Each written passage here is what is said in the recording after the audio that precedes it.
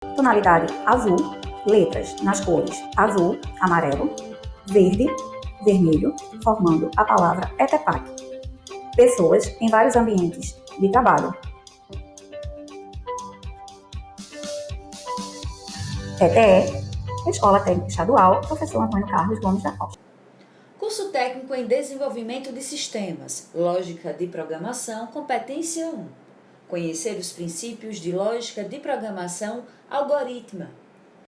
Olá. Leonardo Guimarães. Descrição do ambiente, imagem de uma sala ao fundo da tela, uma parede em tons de azul. À direita, TV com projeção de slides. Na parte superior, no canto direito da tela, logo da ETE, Secretaria de Educação e Esportes, Governo de Pernambuco. Mais trabalho, mais futuro.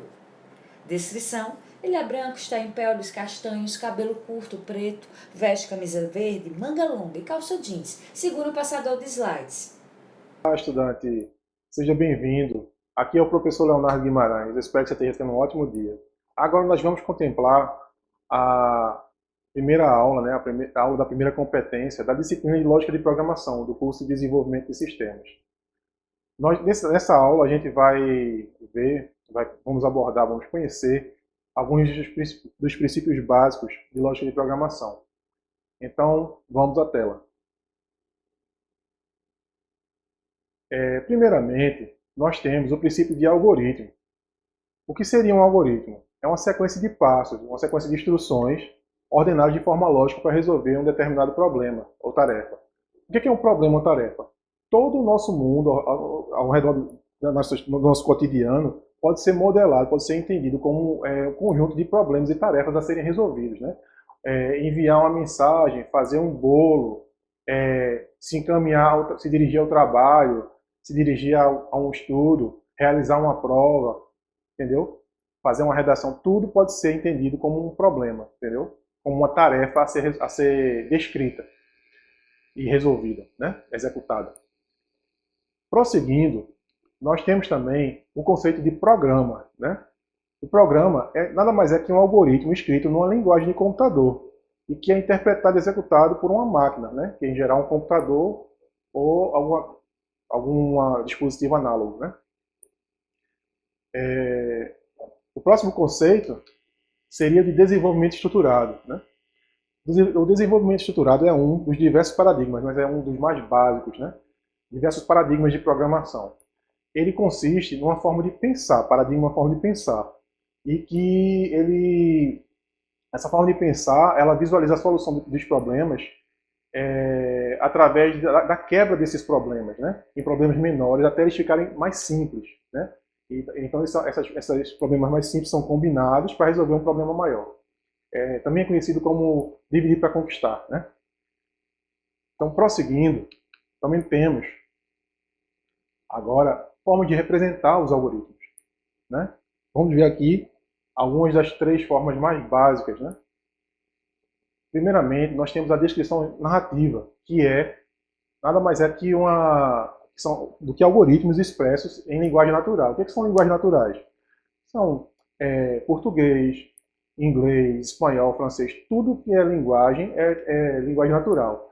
E descrição narrativa nada mais é do que uma descrição passo a passo do problema a ser executado, da tarefa a ser executada, do problema a ser resolvido. Prosseguindo, próximo item é um exemplo da descrição narrativa, né? Nós temos aqui uma pequena descrição narrativa para fazer uma pequena tarefa que consiste em enviar uma mensagem, né? Uma carta, né? Então, esse exemplo está presente lá no nosso caderno, no nosso e-book. Eu recomendo que você veja com mais calma para poder entender melhor. Tem ele e tem outro exemplo também. Nossa próxima forma de descrição é a do fluxograma convencional, que é uma forma de representação gráfica com formas geométricas, né, padronizadas. Então, essa forma de representação gráfica, ela utiliza essas formas geométricas para representarem comportamentos e ações, né?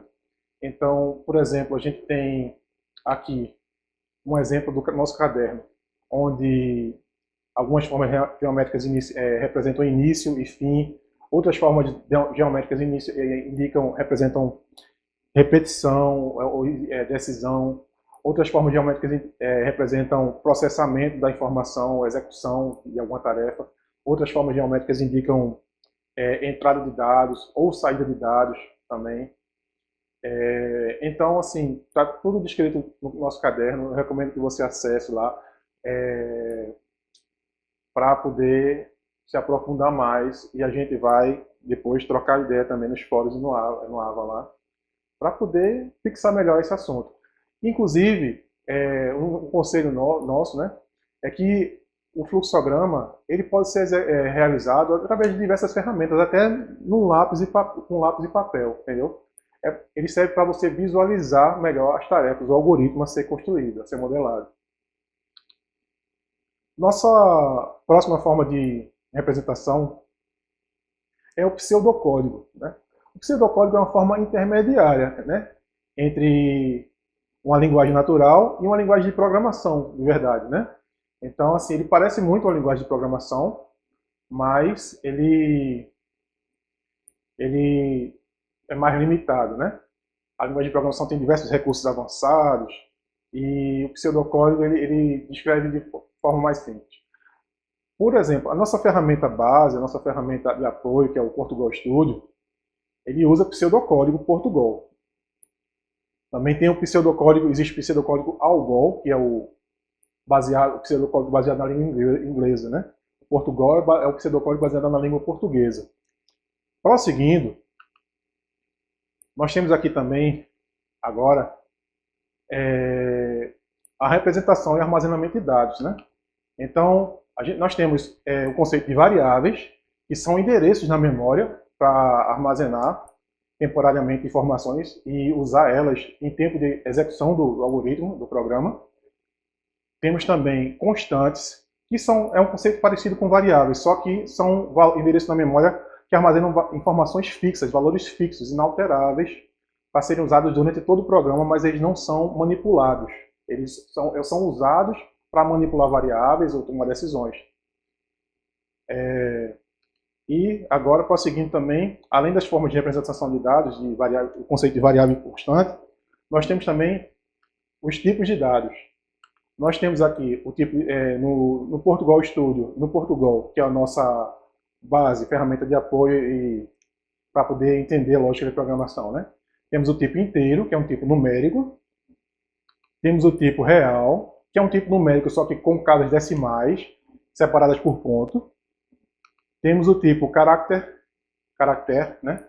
Que são alfanuméricos, só que são um número, por exemplo, do tipo caractere não é passível de cálculo, ele é compreendido como um caractere mesmo, como texto. E temos o tipo cadeia, que é um aglomerado de caracteres, né, que podem formar palavras e frases, sentenças, até coisas complexas. E temos o tipo lógico, que é do tipo verdadeiro ou falso. Agora, nós vamos observar alguns exemplos práticos no Portugal Studio. Então vamos para o Portugal Studio. Uma sequência de telas e códigos com informações que o professor explica.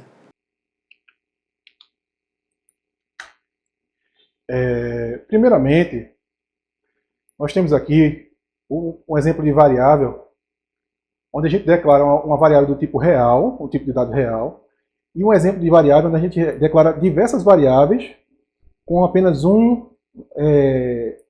determinando apenas um tipo. Então, o tipo real aqui está servindo para as três variáveis, número 1, número 2 e soma. Temos também a entrada de dados aqui, o usuário vai determinar qual é a entrada de dados, quais são os valores do número 1 e número 2.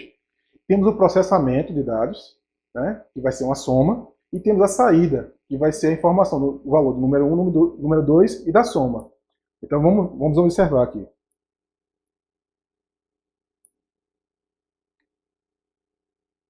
Ele está esperando entrar com um valor, do número 1, né, o usuário. Vou entrar com o primeiro número, 3. Agora eu vou entrar com o próximo número, 4. Enter. E ele realizou o processamento, né, e exibiu a mensagem de saída. Né? O número 1, a soma de 3 e 4 é 7. Prosseguindo, Nosso próximo exemplo, também com variáveis e processamento de informação, né? Ele apresenta outra forma de declarar variáveis, né, separadamente. Né? Cada variável pode ser declarada com seu tipo individual, né? Mas executa a mesma tarefa, né? Assim, tem a mesma função, né? No caso. Tudo depende de como você vai modelar o seu algoritmo, da conveniência, da praticidade. Então, aqui também a gente vai definir 8 dividido por 2. A divisão de 8 por 2 é 4, tá vendo? Isso aqui no tipo real pode suportar casas decimais, né? Então, assim, é outro exemplo de utilização de declaração de variáveis, né? O nosso último exemplo de variáveis, ele é um exemplo que ele utiliza um valor pré-definido, né? Então, nós temos aqui uma das variáveis π, utilizando o valor pré-definido, e as outras vão receber primeiro um valor do usuário e depois o valor do processamento. Então eu vou dar aqui o raio 3 e ele vai executar o processamento. Com o raio 3, baseado no valor π, ele vai dar esse resultado. Prosseguindo agora, nós vamos, por exemplo, de constantes. Constantes, né, como a gente viu, são valores fixos, né? Então a gente tem algumas formas de se fazer isso. A gente pode declarar como constante uma variável, aí tem que declarar o tipo dela também, e usar ela no algoritmo, né? Então ele vai pedir o valor de raio, mas π está como uma constante agora aqui. O valor de raio 5, ok? Outro exemplo de constante seria extraindo de uma biblioteca, né, do programa que realiza os algoritmos. Né? No caso aqui do Portugal, ele tem a biblioteca matemática, eu posso recuperar o valor da constante π da biblioteca matemática. E essa é mais uma forma de se utilizar constantes. Outra forma de utilizar constantes é a declaração de várias também de uma vez, que nem a gente fez com a variável, né? Então a gente tem aqui várias constantes do tipo cadeia. Aqui está o nome das constantes, o valor dela, o nome da constante, o valor dela. Então nós temos uma série de constantes declaradas aqui e a utilização delas embaixo. Então a constante que a gente usou aqui foi PE, BA e CE, que tem o valor Pernambuco, Bahia e Ceará. Nosso último exemplo aqui é o de tipos de dados, né? Que ele mostra, né, como é que os dados aparecem, que tipo de valores eles assumem. Né? Eu recomendo que você experimente no Portugal Studio para poder se familiarizar. Variáveis do tipo inteiro, que não tem nenhuma casa decimal, variáveis do tipo real, que utilizam casas decimais, variáveis do tipo caractere, que parecem numéricas, podem parecer numéricas, mas são caractere, não são passíveis de cálculo, variáveis do tipo cadeia, que podem ser concatenadas, podem ser diversos caracteres concatenados, e variáveis do tipo lógico, que podem assumir o valor de verdadeiro ou falso. Então, visto isso, eu espero que essa aula tenha sido esclarecedora para você. Você percebeu como lógica de programação é importante? Você consegue imaginar a atividade de tecnologia da informação, de desenvolvimento de sistemas, de uso, até o próprio uso da tecnologia sem a lógica de programação é praticamente impossível. Ela é um tijolo fundamental, uma célula da tecnologia, né? E eu peço que você pense bem sobre isso. Eu recomendo que você pense bem sobre isso. E a gente também recomenda que você vá lá no ABA, interaja conosco nos fóruns, realize as atividades lá, veja os destaques, para a gente poder evoluir mais, aprofundar mais esses conceitos. Inclusive também estudar na competência 1 do caderno, que tem mais exemplos, tem mais explicações. A gente tem um tempo limitado na aula, mas a gente se dedicou para te dar o melhor conteúdo possível, né? E a gente se vê lá no AVA e até a próxima aula. Tela vermelha com ícone de play. Inscreva-se. Ative as notificações. NIETA, ETE. Fundo azul ao centro, a logomarca PTE.